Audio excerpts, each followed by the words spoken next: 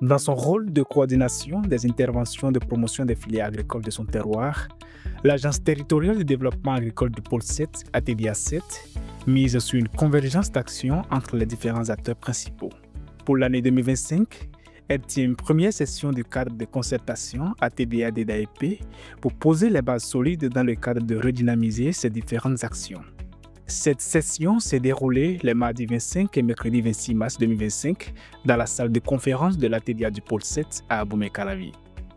Dans l'esprit de la réforme institutionnelle de territorialisation du développement agricole, l'ATDA est investie de la mission principale de mettre en œuvre la politique du gouvernement en matière de promotion des filières porteuses spécifiques dans la zone d'intervention, alors que les directions départementales de l'agriculture, de l'élevage et de la pêche, à travers leur mandat de contrôle de l'application des réglementations et des normes au niveau départemental, doivent travailler en synergie avec la TDA intervenant dans leur département sur des opérations de promotion des filières agricoles afin d'aider à constituer une base informationnelle durable permettant d'assurer la gestion du processus de planification opérationnelle et de capitalisation dans le département.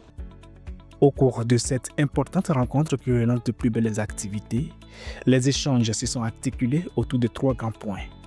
Faire le bilan de mise en œuvre des recommandations de la session de 2024, échanger sur la stratégie de collecte et de partage des statistiques sur les filières agricoles du PDA 7 et mener des réflexions sur l'organisation d'une revue conjointe.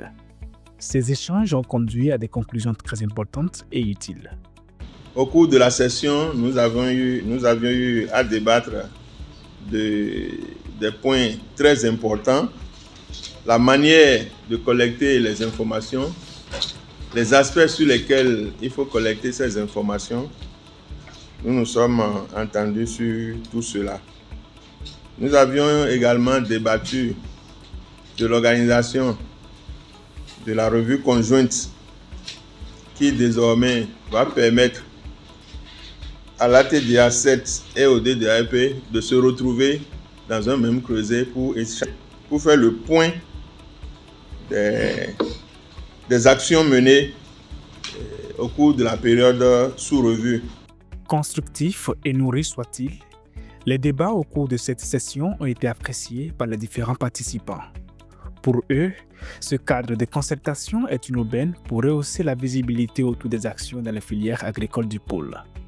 Je disais que c'est un cadre que j'ai vu qui pourra aider les deux structures à pouvoir vraiment s'accorder et arrimer leurs actions pour une visibilité des actions dans le secteur agricole. J'ai apprécié la synergie d'action qui a existé entre l'ATDA et les DDAEP.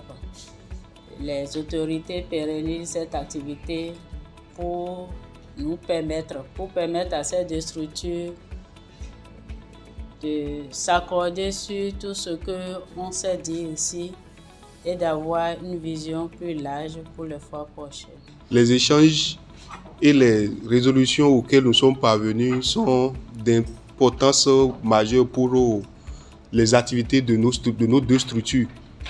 Et cela, c'est à notre mérite, il faut le saluer et demeurer dans l'engagement pour perpétuer la chose, puisque ça nous permet de voir ensemble les sujets sur lesquels on peut compléter nos efforts, on peut rendre agissante la synergie d'action pour plus d'efficacité dans l'obtention des résultats.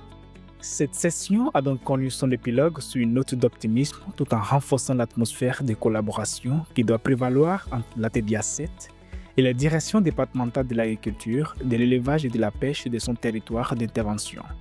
Aussi, plusieurs recommandations ont été faites afin de garantir des résultats probants à la fin de l'année en cours.